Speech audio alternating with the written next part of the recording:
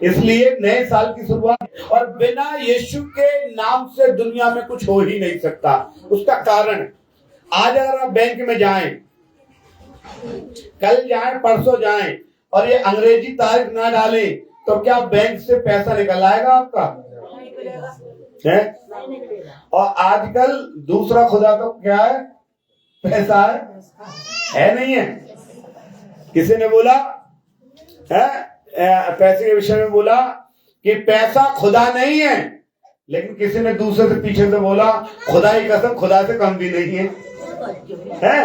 तो आज जो भी काम आपका होना है इसी कैलेंडर से होना है, जिस कैलेंडर की शुरुआत यीशु मसीह के नाम से हुई है।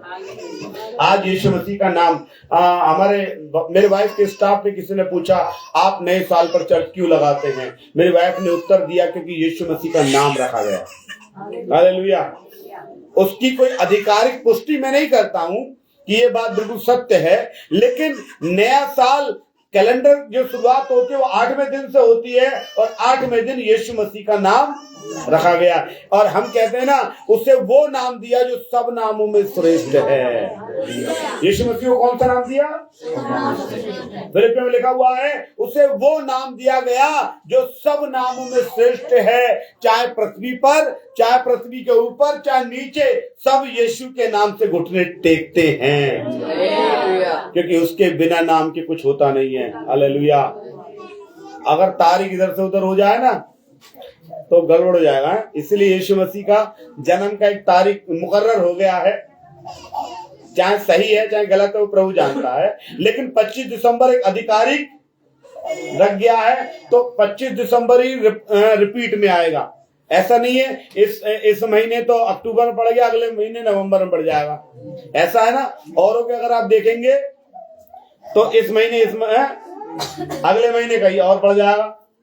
आप 2-3 भारत में अच्छे अच्छे महापुरुष हैं, उनका भी मैंने देखा है कि फिक्स है 14 अप्रैल बाबा साहब का फिक्स है, 2 अक्टूबर गांधी जी का, शास्त्री जी का फिक्स है। वैसे ही यीशु मसीह का भी एक फिक्स कर दिया गया है।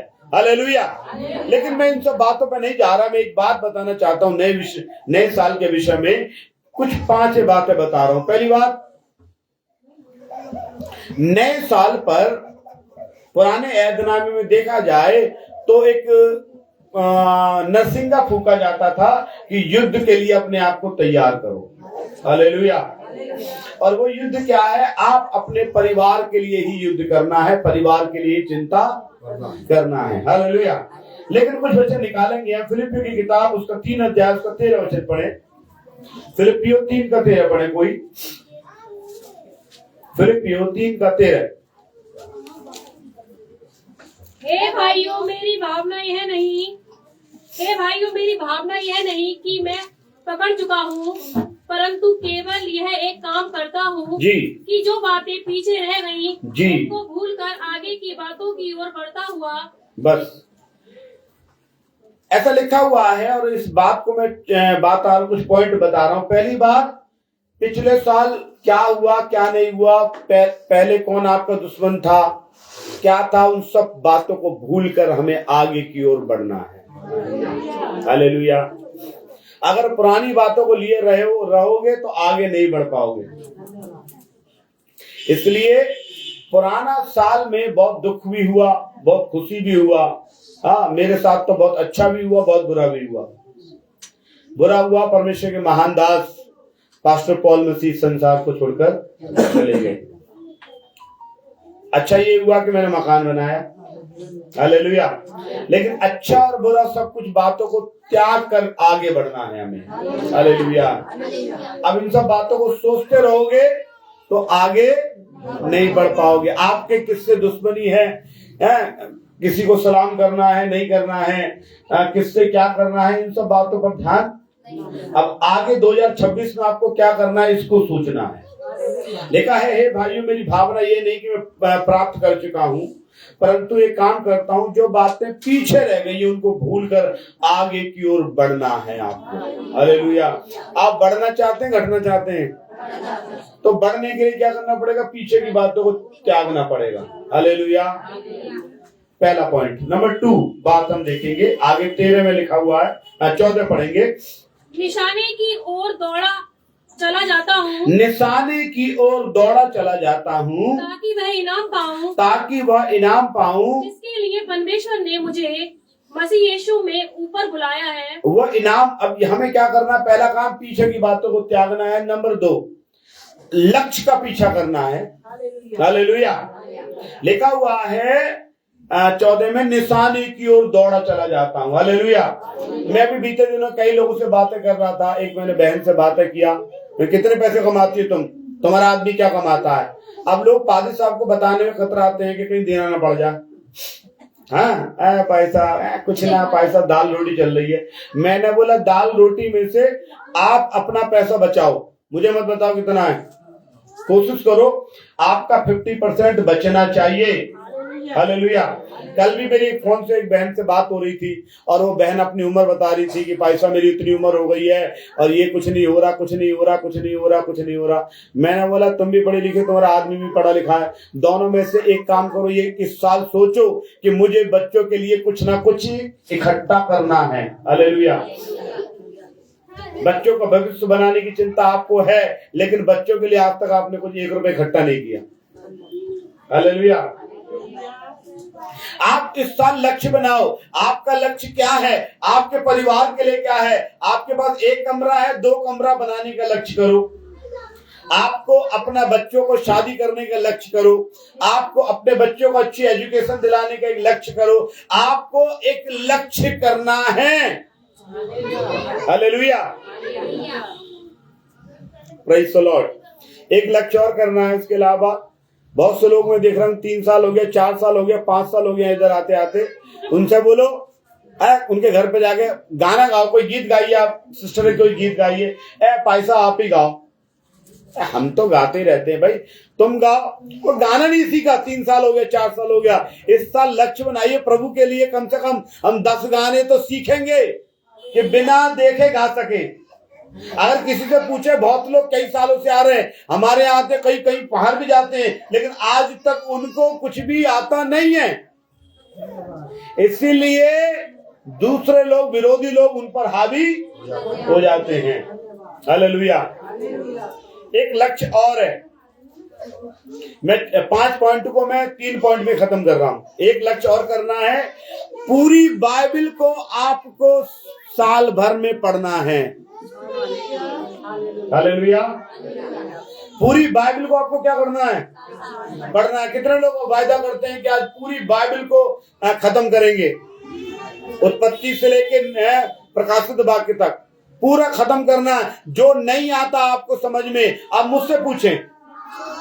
आप किसी अच्छे पास्टर को जानते हैं, आप उससे पूछें। लेकिन आपको इस साल देखिए, प्रकाशित वाक्य 1 का 3 पढ़ना। प्रकाशित वाक्य 1 का 3 जी। धन्य है मैं जो भविष्यवाणी के वचन को पढ़ता है। लिखा हुआ है, ध्यान से सुने, धन्य है।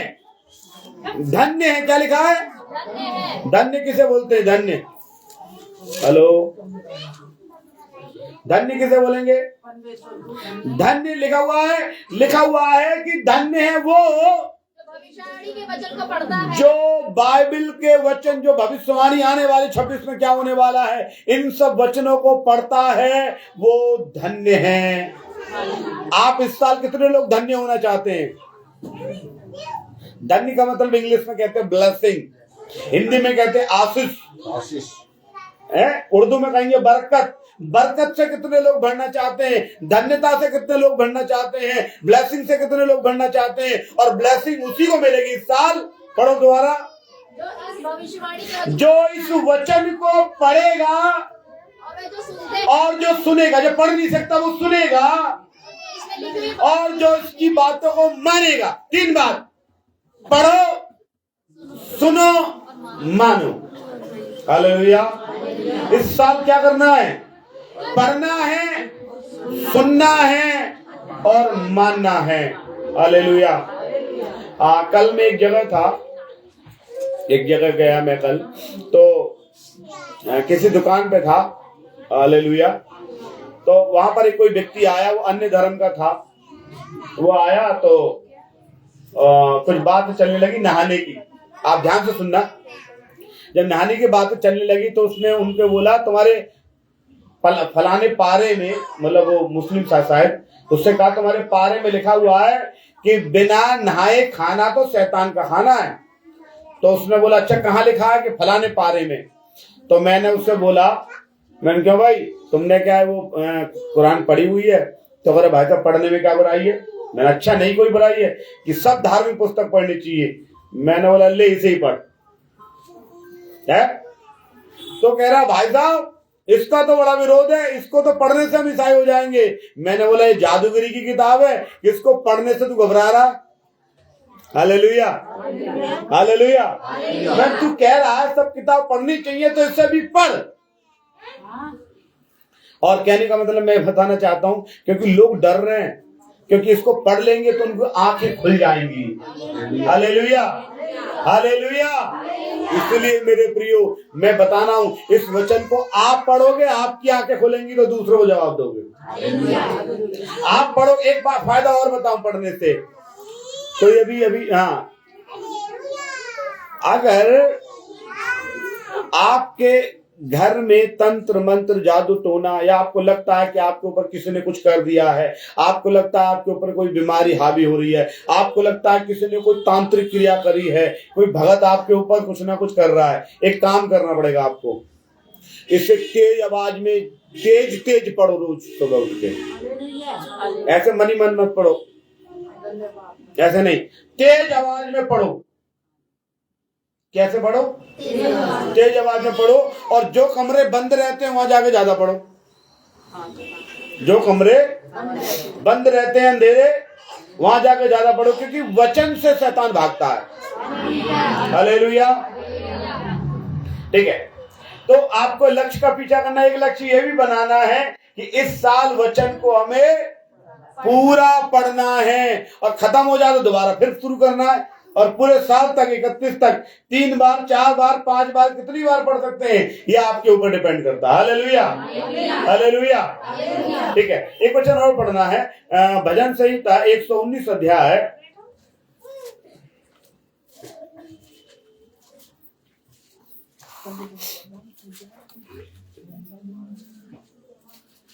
'प्रेज़ द जवानों के लिए बता रहा हूं मैं, 119 का 9। जवान अपनी चाल को इस काम से शुद्ध कर रखे, हाँ, तेरे वचन के अनुसार सावधान रहने से। Praise the Lord. क्या लिखा है? जवान अपनी चाल को किस उपाय से शुद्ध रखे? हाँ, तेरे वचन के अनुसार सावधान, तेरे वचन के अनुसार सावधान रहने से। आप जितना वचन पढ़ोगे आपको उतना ही फायदा। 119 का 67 भी पढ़ देना। 67 की क्या बोलेंगे? 67। इससे पहले कि मैं दुखित हुआ और भटकता था, परंतु अब मैं तेरे वचन को मानता हूं। जब आप जितना वचन पढ़ोगे आपका दुख भी दूर हो जाएगा, आपके कष्ट परेशानी सब दूर हो जाएंगे। आप वचन को पढ़ो, वचन को पढ़ो, वचन को पढ़ो। आपका पहली बात क्या बताया था मैंने? पुरानी बातों को त्यागना है। दूसरा, लक्ष्य का पीछा। आप लक्ष्य बनाना है, गोल बनाइए और उसका पीछा करना है। हालेलुया। तीसरी बात जो सबसे महत्वपूर्ण बात है, इब्रानियों उसका 12 अध्याय को 2 वचन पढ़ना। और विश्वास के कर्ता, और विश्वास के कर्ता और सिद्ध करने वाले। सिद्ध का मतलब पूरा। आप अभी अधूरे हैं, आपके काम अधूरे हैं। बहुत से लोग कह रहे मेरे छत नहीं पड़ी, बहुत से लोग कह रहे अरे साहब आप मेरा सारे काम आधे अधूरे खत्म हो जाते हैं। वो आपको सिद्ध करेगा, आपको पूरा करेगा। और कलाम में क्या लिखा हुआ पढ़े जी? हाँ, और विश्वास के कर्ता और सिद्ध करने वाले यीशु की ओर ताकना है बस। इस साल बहुतों को शकल देख लिया, अच्छी शकल नहीं है, खराब काम हो रहा है, लेकिन बस यीशु को देखना है इस साल। Praise the Lord. ये आज पहले दिन आप चर्च में आए हैं, आपका स्वागत है। आप आज से एक प्रण करना, प्रभु जी मुझे 3 काम करना, पुरानी बातों को छोड़ना है, त्यागना है, पुरानी आदतों को, पुरानी गलत बात सोच को, पुरानी गलत खान पीन को, सबको त्यागना है। नंबर 1। नंबर 2, एक निशाना मैंने बनाया कि 2026 में करना है, तो उसके लिए प्रभु आप मुझे शक्ति दीजिए। नंबर 3, केवल यीशु की ओर ताकना है। हालेलुया। पढ़ो, दोबारा पढ़ो। और विश्वास के करता और सिद्ध करने वाले, आपके काम वही सिद्ध करेगा मेरे प्रियो। कोई पादरी, कोई मौलाना, कोई पंडित, कोई सरकार आपके काम को सिद्ध नहीं कर सकती, केवल यीशु करेगा। आमीन, आमीन। जी हाँ यीशु की ओर ताकते रहे जी, जिससे उस आनंद के लिए हाँ जो उसके आगे धरा था, लज्जा की कुछ चिंता ना करके उसका दुख सहा और परमेश्वर के सिंहासन के दाईं ओर जा बैठा। बस, तो आपको क्या करना है? तीसरा काम, केवल यीशु की ओर ध्यान लगाना। वचन में लिखा हुआ है, इधर उधर मत ताक, मैं तेरा परमेश्वर हूँ, मत डर, मैं तेरे साथ हूँ, इधर उधर मत ताक। डरना नहीं है, डरना नहीं, इधर उधर नहीं ताकना। इधर उधर मतलब ये मदद करेगा, वो मदद करेगा, नहीं, इधर उधर नहीं ताकना, केवल यीशु की ओर ध्यान करना है। तीसरी और एक वचन पढ़ना है, भजन संहिता 34 का 5, बस हम समाप्त करेंगे। 34 का 5, जिन्होंने यीशु मसीह की ओर देखा, जिन्होंने उसकी तरफ, उसकी लिखा, नाम नहीं लिखा कौन, मैं कह रहा हूं जिसने यीशु की ओर देखा, उसकी का मतलब है खुदावंद यहोवा परमेश्वर की बात कर रहा है, जो यीशु मसीह के रूप में आया, क्योंकि वचन तो देहधारी हुआ है। क्या लिखा हुआ है? जिन्होंने परमेश्वर की ओर देखा उन्होंने ज्योति पाई है और उनका मुंह कभी काला ना हुआ। इसका अर्थ ये है, उनको कभी शर्मिंदगी का सामना करना नहीं पड़ा। जिन्होंने उसकी ओर दृष्टि की उन्होंने ज्योति पाई, उनका मुंह कभी काला ना होने पाया। हालेलुया। ये बात मुझे बड़ी पसंद है। आप परमेश्वर की ओर देखें, दुनिया की तरफ बहुत देख चुके हैं, आज आप परमेश्वर की ओर देखेंगे, प्रभु निश्चित आपको आशीष। ये 3 बातें आप पुराने नए साल में सीख के जाइए। पुरानी बातों को त्यागना है, लक्ष्य का पीछा करना है और यीशु की ओर केवल ध्यान लगाना है। इन बातों में परमेश्वर आप सबको आशीष करे। इस प्रार्थना में चले।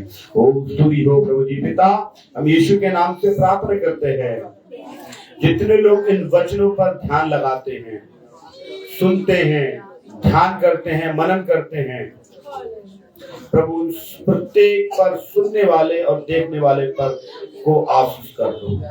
और यीशु के नाम से यह साल जो हमें आपने दिखाया है, इस साल निश्चित इनके सारे काम यीशु मसीह के नाम में सफल होते हैं। ये साल आनंद, समृद्धि, विश्वास, प्रार्थना, उपवास के जीवन के साथ हम सबके जीवन में बहुत ऐसे काम करने पाए। परमेश्वर इस कलीसिया को, तमाम लोगों को प्रभु जी जो आपकी ओर देख रहे हैं, वे लज्जित ना हो। इस साल परमेश्वर वो जोरावर होने पाए। प्रभु तू उनको जोरावर बना, यीशु उन्हें जोरावर बना। यीशु मसीह के नाम से मांगते हैं, आमीन। हालेलुया।